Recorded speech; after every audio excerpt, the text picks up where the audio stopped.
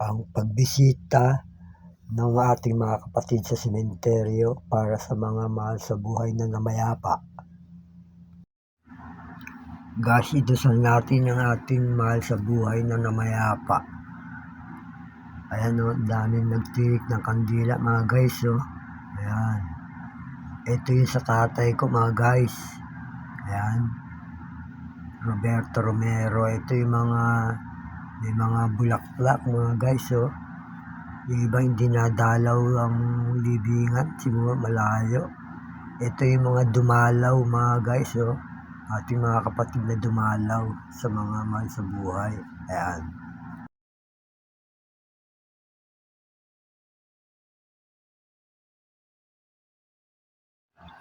Guys, pasok muna tayo sa simbahan. Idasal din natin ang ating mga mahal sa buhay na namayapa.